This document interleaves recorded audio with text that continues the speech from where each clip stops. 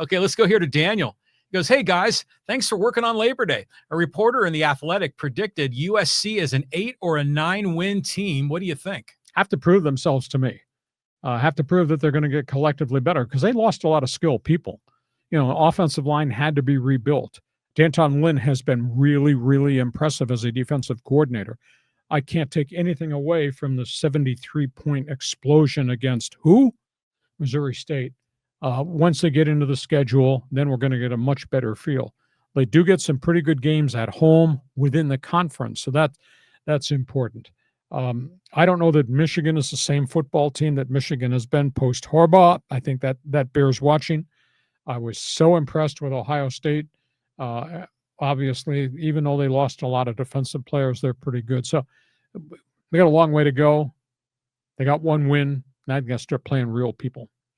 Imagine if USC became the old USC and you would have 3 big-time programs in the Big Ten. I mean, with them with Ohio State and Michigan. But even those mid-tier, Big Ten teams like Indiana are still really good. In Indiana, they won their opening game, didn't they? Yeah, but that was a once-in-a-lifetime thing because that's new coach brought us all his players, and then he got the transfer graduate quarterback from Ohio University that was a big difference maker. So I think the jury is still out. Can the Hoosiers repeat that? But then, yeah, okay, I'll buy that. But then, Iowa's kind of up and down. So is Wisconsin. So is Michigan State. Oh, yeah, Michigan State, yeah. But Penn State's out there. And Penn State is very different now than Penn State had been for a long period of time.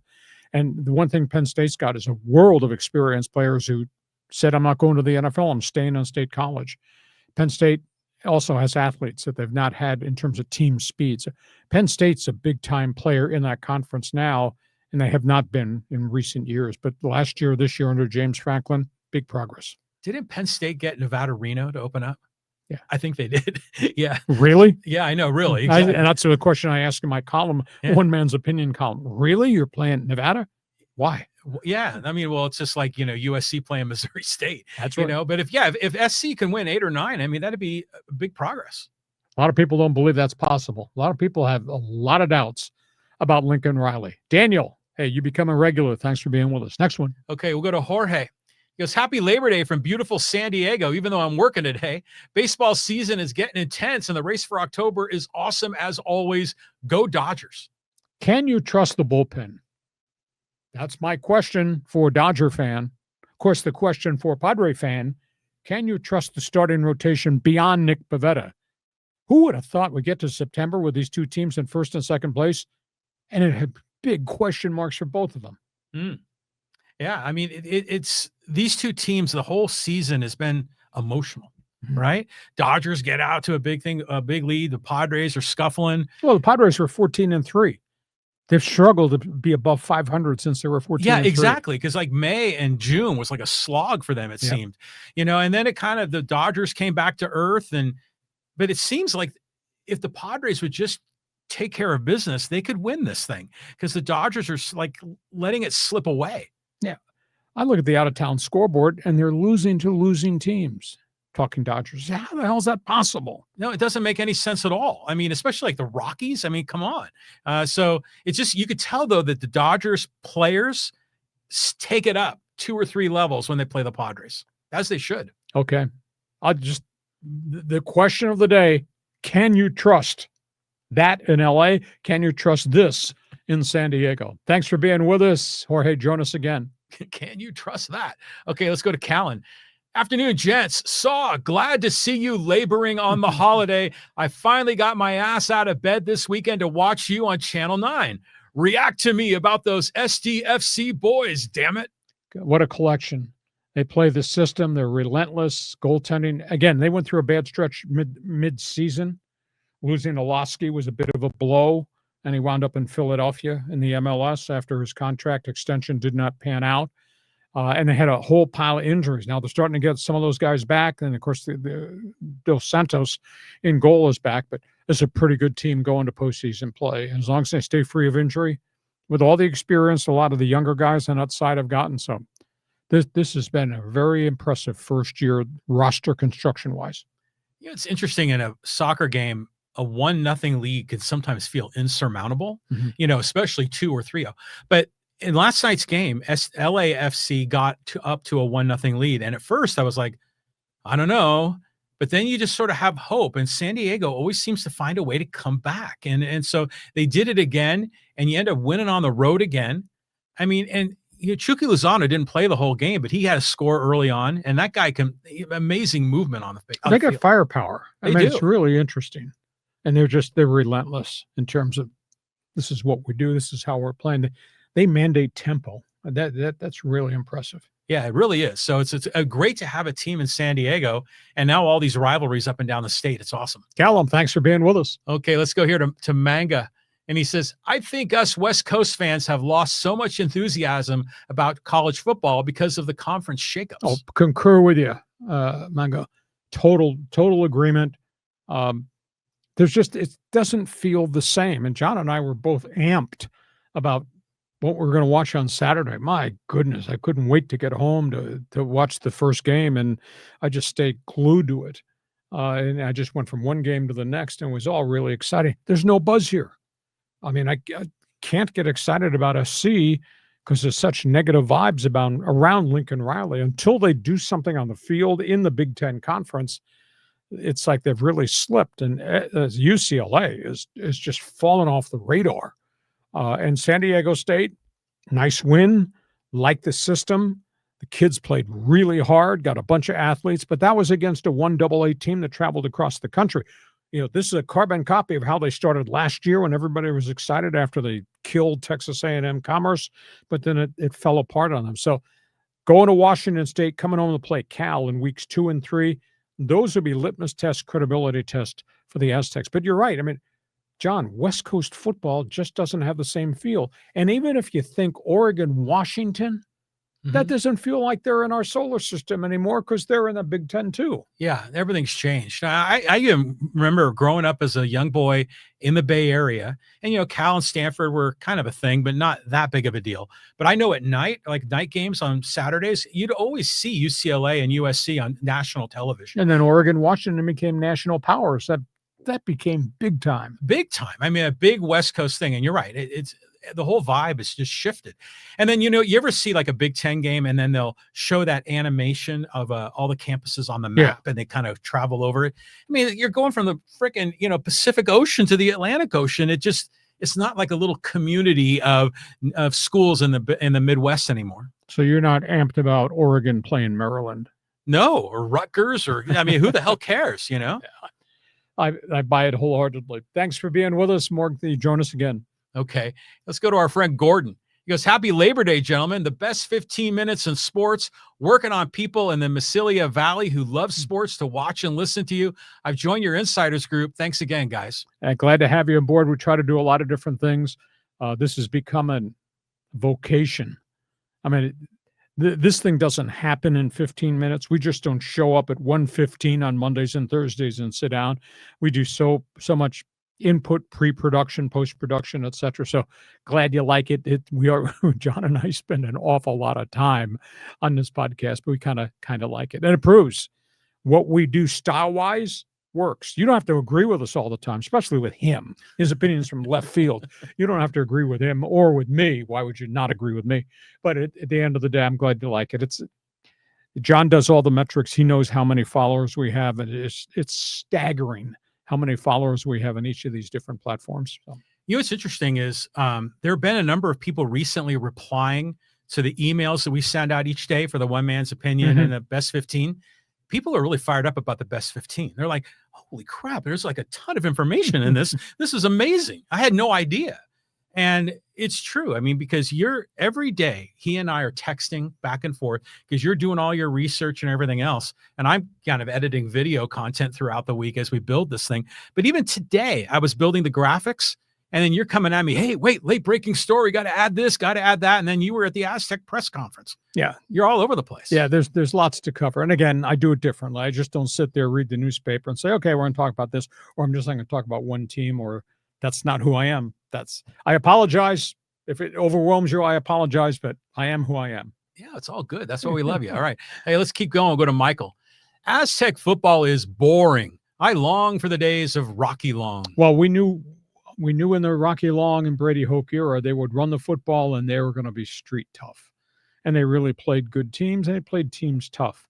But, give Sean Lewis a window here. Let's just see where this goes, because I know his track record. I sat back last fall, John and I texted and said, John, are you watching this Colorado game? Can you believe what they're doing offensively and how many plays they're running and the yardage they're piling up and points? And he did that at Kent State, exact same thing. And he was the coordinator at Bowling Green when they set all times their records. And, he was at Syracuse for a short window and they did the exact same thing. So let's just give Sean Lewis a window here to see what year 2 can be, because he's laying the foundation. He's got to keep players along the way, but his whole thing is predicated on just firepower and skill guys, and he gets his defense to play. I mean, that defense just killed Stony Brook, just like the defense opening night last season against Texas A&M Commerce killed them, but the defense was on the field so much last year that they just died the back half of the schedule. The offense never became what he wanted. Let's just see if they can make this offense grow. So I'm willing to give him a large chunk of time just to see. But I'm really disappointed. I'm still waiting for an Aztec fan to tell me why only 13,300 would go to an Aztec game. For those of you who wear on your sleeve or on your heart Aztec for life, how come there's 150,000 alumni live in San Diego County? How come Aztec for Life fans are not supporting this football program? Somebody join us in the chat box. Get through, express an opinion, send me an email, explain it to me. Go ahead, John.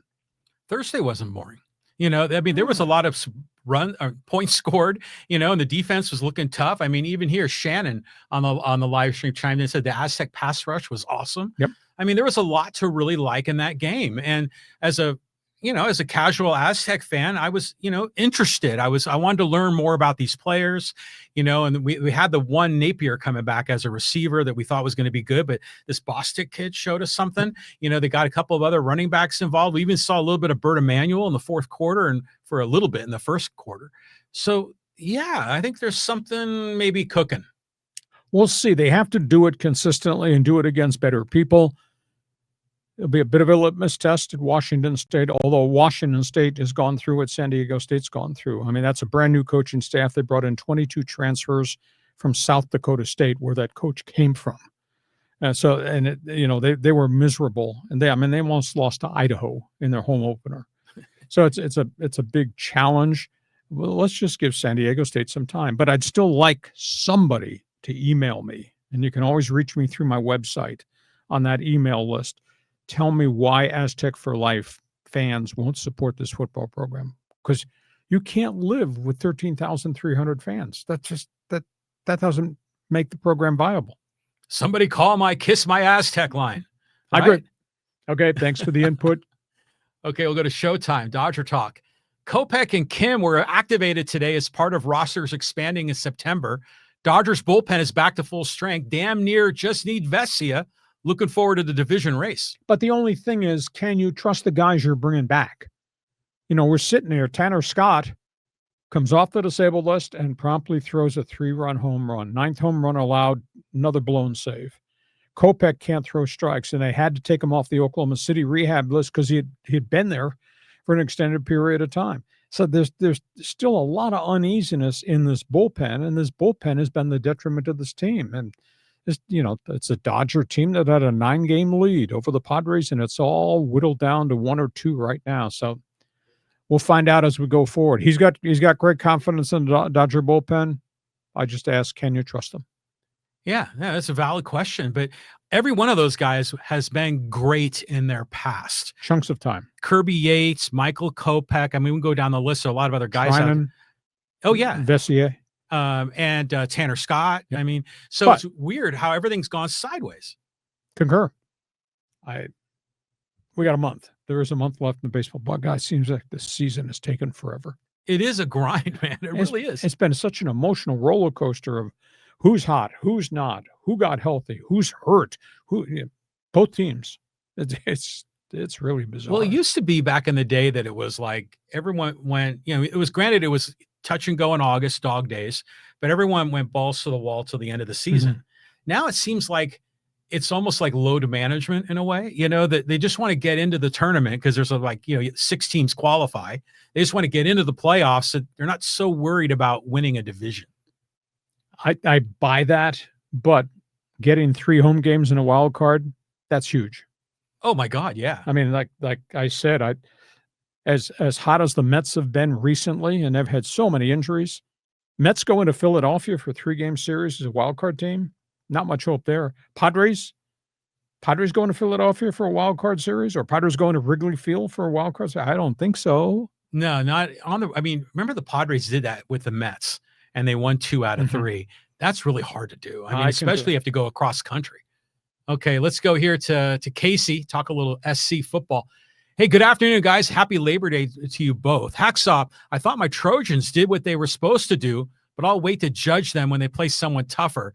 I was impressed with the receivers of the Trojans. What you think of the USC receiving corps? A lot of jobs open for business, a lot of skilled athletes there. They just got to grow this thing.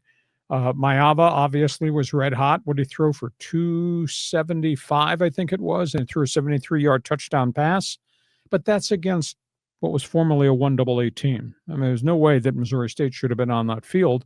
Let's just hold judgment till they see, especially when they go on the road in the Big Ten. Let's just see if this can continue to grow. Now, Mayava, I think at the end of last season, when he replaced the other starter who was benched and then transferred out, Miller Moss, Mayava was 4-1. I mean, he played pretty well, but it's a big jump going from UNLV Mountain West into the Big Ten.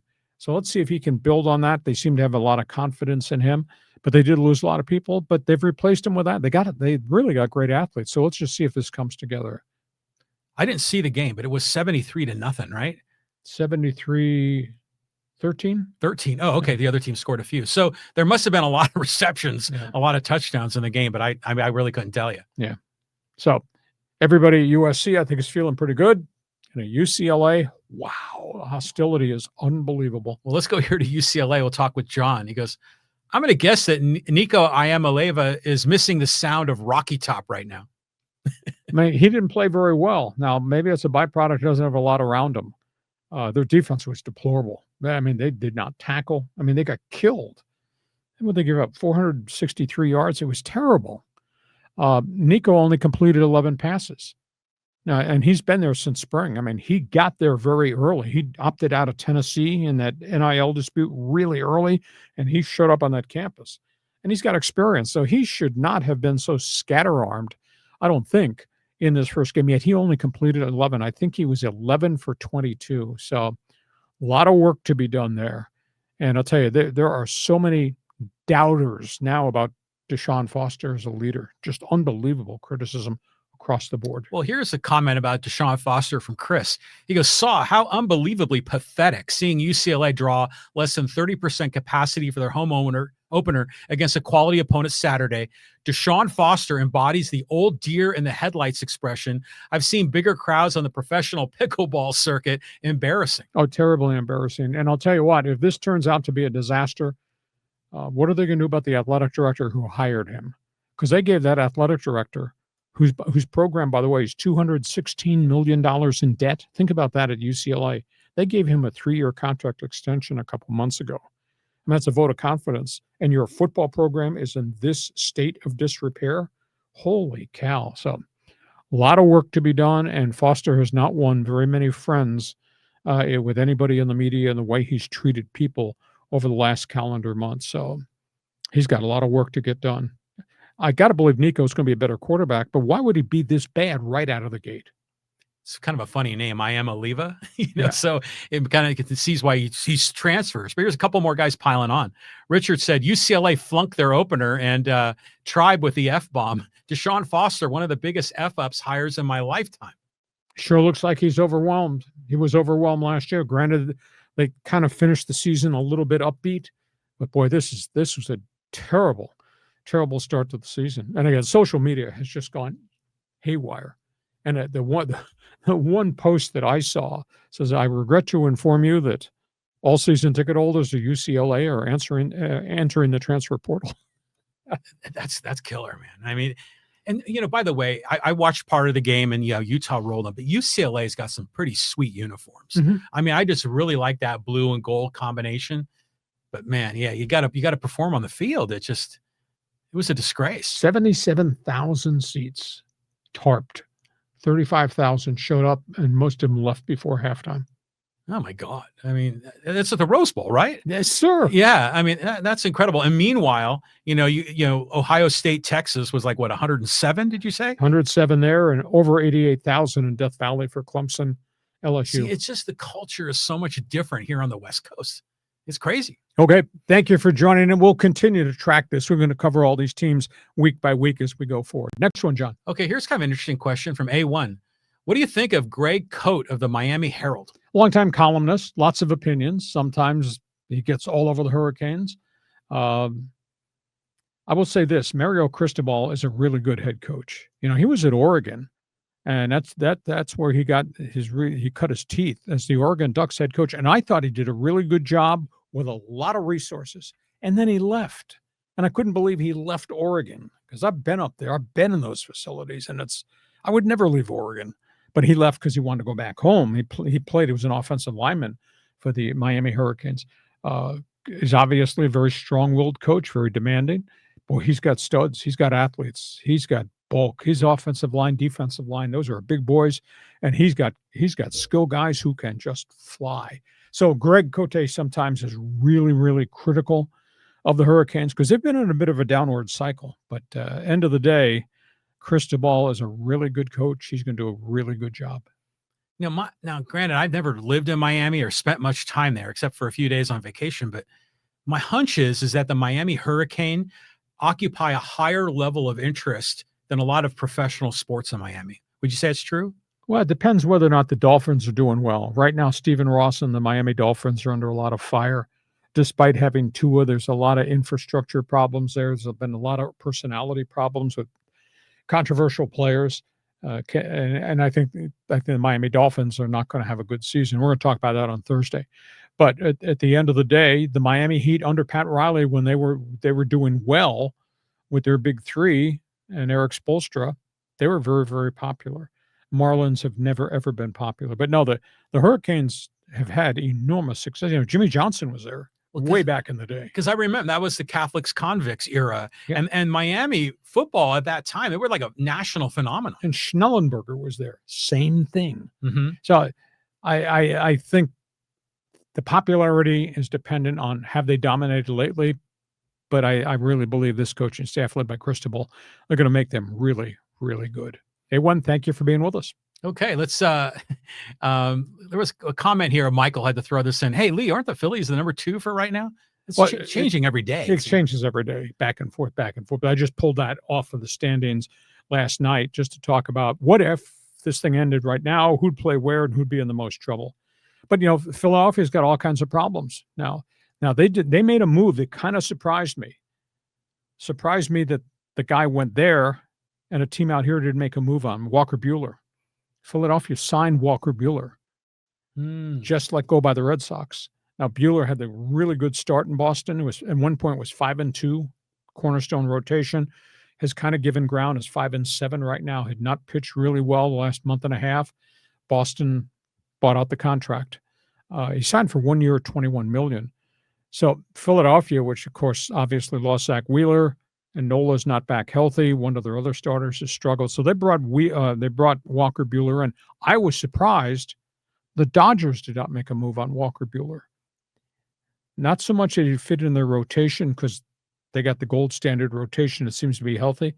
But Walker Buehler is a long guy in the bullpen. He might be pretty trustworthy. He was hella good in the series against the Padres. Oh, you think? And he was coming back from all those arm surgeries and he exceeded expectations. Yeah, he left it on the field, left it on the mound all the time. So we'll see if they can fix Buehler or if they ask Buehler to have a little bit of a different role for the Phillies. But Phillies they're really good. And again, playing at Citizens Bank, home runs everywhere. Just you think of Ferris Bueller's Day Off, man. Yeah. One of the greatest movies of all time. Yeah, they go to the Cubs game in that movie. Hey, let's go to social media and let's talk about some of the NFL rookies. This is from Mike. Hey, I agree on Cam Ward, still taking him as QB number 2 in all the fantasy leagues.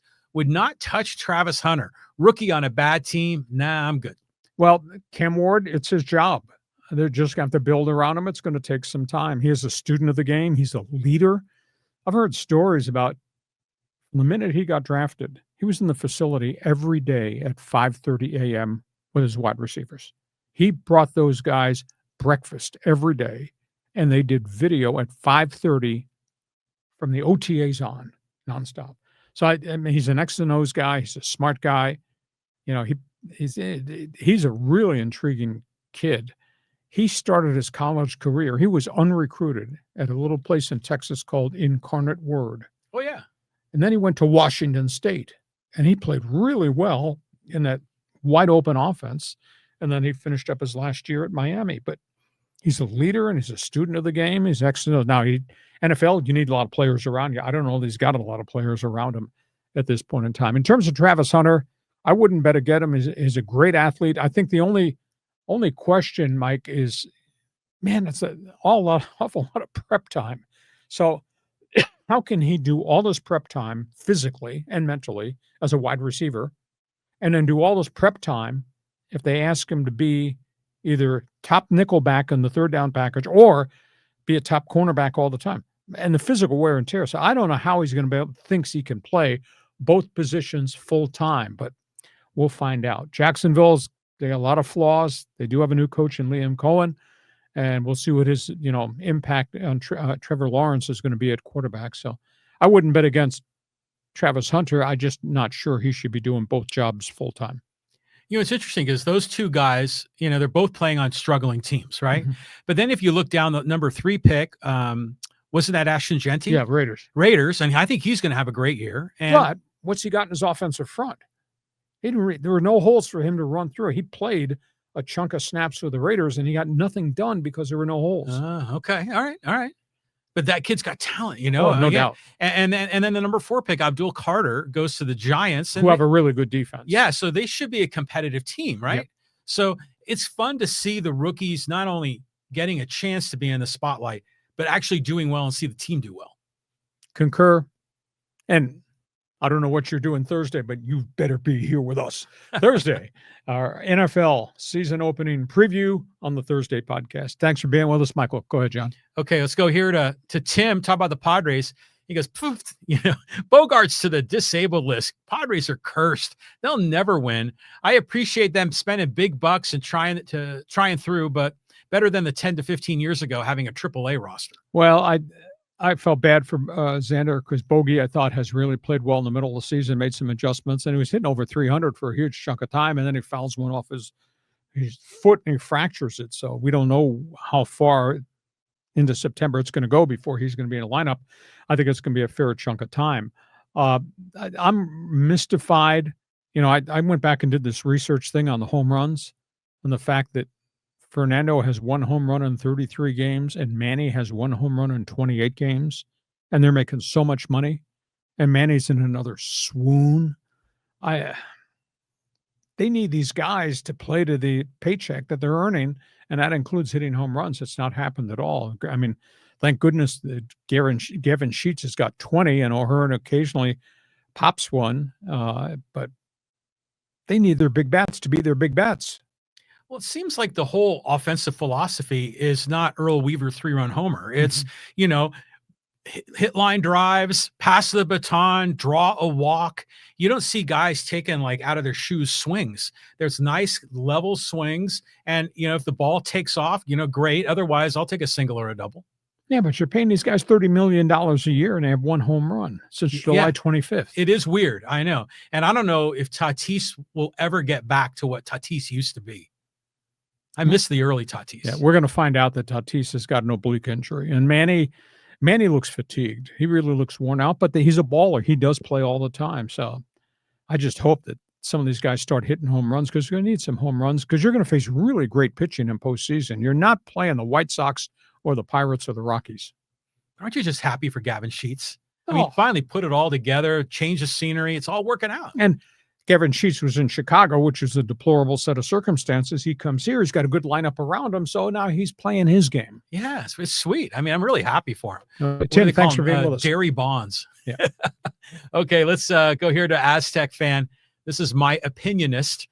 I was skeptical, but I think they have good talent and a cohesive team, hoping they whoop Washington State and start packing them at Snapdragon with Cal. Go Aztecs. I hope so. But like I said, let's give Sean Lewis an opportunity to grow this, because he did, I saw what he did at Kent, and he was miserable that first year, like this was miserable here at San Diego State. And by the second year, I think they won 6 games, and then they went off. The third and fourth year, they had really great seasons. Let's just give them a window to hold on as players and build this thing. But where are the fans? I'm still waiting for an explanation from somebody that's an Aztec for life. Why have the fans stopped going? Period, exclamation point. You were saying there's a lot more construction going on down there at the site, huh? Because they're starting to build the campus. Well, they're going to build out that Mission Valley site, and they've closed off one of the parking lots. It's a long walk, but at the end of the day, for season ticket holders, they have special parking, etc. And that can't be an explanation or an excuse. Shouldn't be.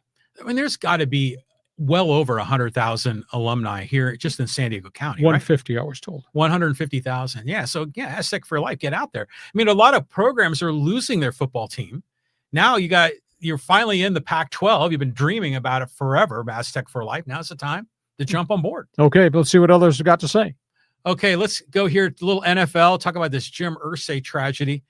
He says, so how do you know it was an overdose if it's only been announced it was natural causes and no autopsy was performed? Well, the Washington Post is the one that broke this story at 5 a.m. last Thursday, and they did 3 months investigative details, and they got all types of information that he kept having relapses, and he was in a hospital and disappeared for 4 months just before his death. And obviously all the information about the packages of OxyContin that he was getting, the fact he was getting injected with the ketamine, the fact that he personally had his private plane fly to Palm Springs 44 times in 18 months to pick up drugs that had been prescribed by this recovery doctor. And the recovery doctor is the one that was part of the thing that told the police natural causes. Nobody believes it's natural causes. They believe it because his body had deteriorated so badly, which is a big sign of drug abuse. I mean, it's tragic because he meant so much to the community, but the theory is he drug overdosed again. We'll never know unless somebody from the family goes public and said, yes, he relapsed. But the facts are the facts based on his longtime addiction and all the hospitalizations. It's sad. My first understanding of Jim Irsay was, the negative. It was the addiction and some of the challenges that he had. But it was interesting to hear from you all the great things he did in Indianapolis, because I had no idea that he was more of a philanthropic guy that's done a lot in the community. He wasn't just some NFL owner up in a skybox. So it's just every time I hear news about Irsay, it's complicated. It's a complicated picture. He gave volumes of money to hospitals in central Indiana that were having all types of financial problems. And then he spent $30 million for a Kick the Stigma Foundation to help young people with drug addiction in Indiana. And all this while he was fighting his own demons along the way. So he had a lot of problems. He was offbeat. Came from a real bad dysfunctional family. His father was terrible. And yet, even though he had his own set of problems, he helped his own players. He helped the community. The charitable stuff I read through on the obituary. It was just phenomenal. What he did for Catholic charities, what he did for the hospitals, what he did for the Board of Education and aftercare food programs, and then obviously what he did in terms of the drug treatment center. So it's just sad it ended this way, but it's addiction. And addictions of that nature, that depth, usually end badly. Yeah, well, it's just society right there. Exactly. Question though, when the Colts moved from Baltimore to Indy, what was the reason for that? Was it because they wouldn't build him a new stadium in Baltimore? Yeah. Robert Irsay had a long-running feud with the mayor of Baltimore. I believe his name was Donald Schaefer. And Robert Irsay had his hand out all the time. And he wanted this, he wanted that. And the mayor said, we can't give you everything. And Robert Irsay loaded the Mayflower moving vans and moved in the middle of the night to Indianapolis to the Hoosier Dome, which had just been constructed. That became their indoor facility. Yeah, that's what they always move in the middle of the night. Yeah, Donald Sterling in the middle of the night. Gene Spanos in the middle of the night. Okay, let's talk a little MLB realignment with Jack. He goes, hasn't MLB leadership indicated that Salt Lake City and Nashville are the front runners? Portland seems likely next if Las Vegas falls through, which seems entirely possible with current Vegas economy. Vegas, they've already broken ground, so that thing's going to get done. It can be done in 3 years. Portland has been a late comer to this party, but Portland has gotten the land right on the river. Portland seems to have the financing in place. I think Portland's a weird choice because I think Portland, that's kind of a smaller market. It's not a great regional market because you got Seattle up there in the state of Washington. Nashville seems to be growing with momentum, and they've got former major league people that are part of all things in terms of being a mid-South franchise. Charlotte is still there. No doubt about that. Orlando seems kind of far-fetched to me.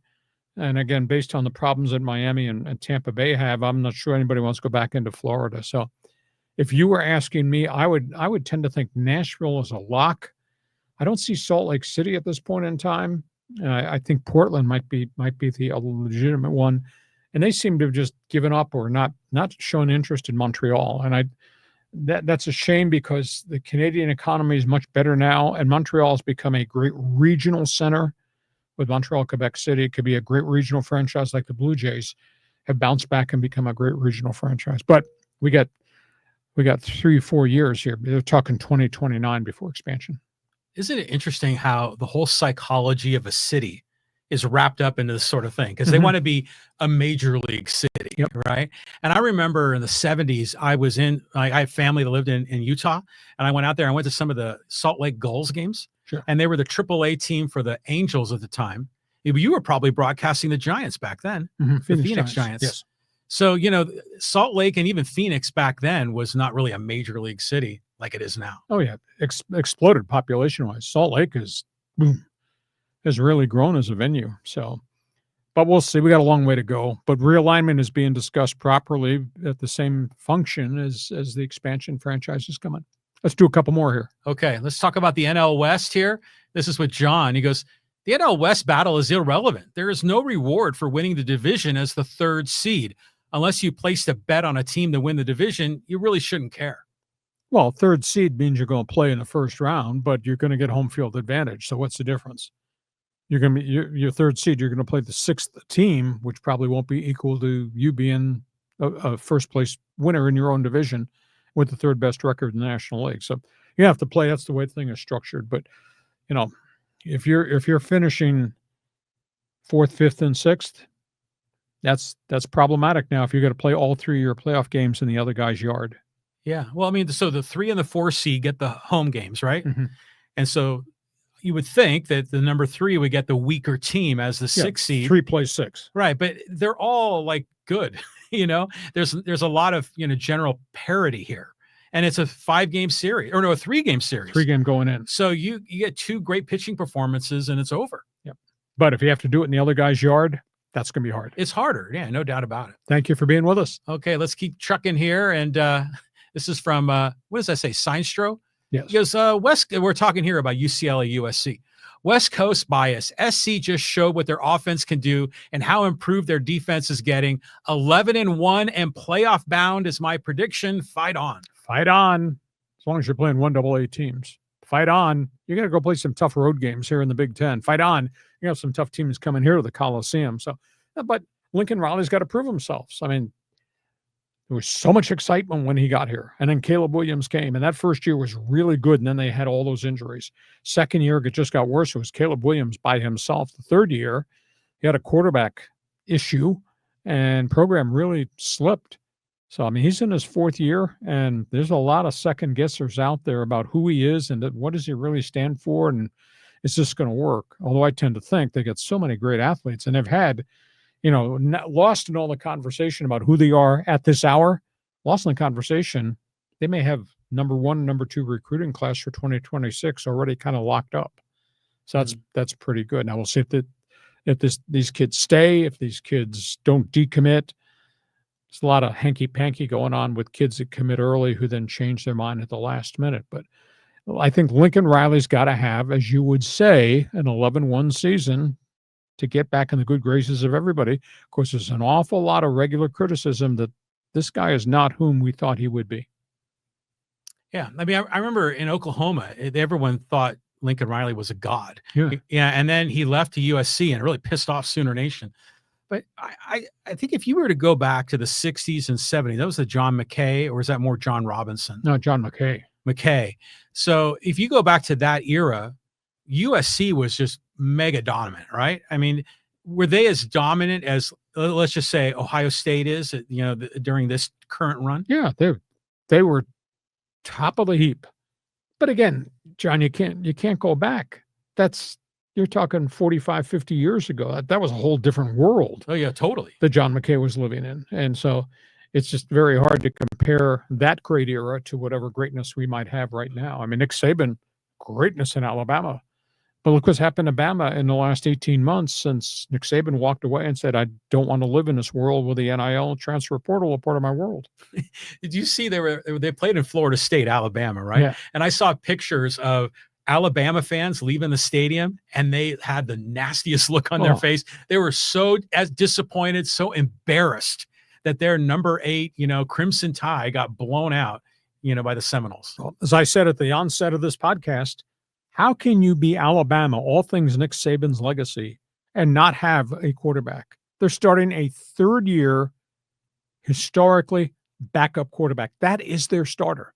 And they played no defense at all against Florida State. I mean, they were getting trampled and trashed. So, and they had no running game at Alabama. That's Alabama. How's this possible? So, again, the world has changed. Coaches have come and gone. Programs are not the same as they were before. So, but it's going back to your original statement. You can't compare John McKay, John Robinson to current college football. It's such a different time. Yeah. Oh, the NIL and everything else. Yep. I was just thinking about talk about SC football. Matt Leinart. You think maybe the best quarterback ever at USC?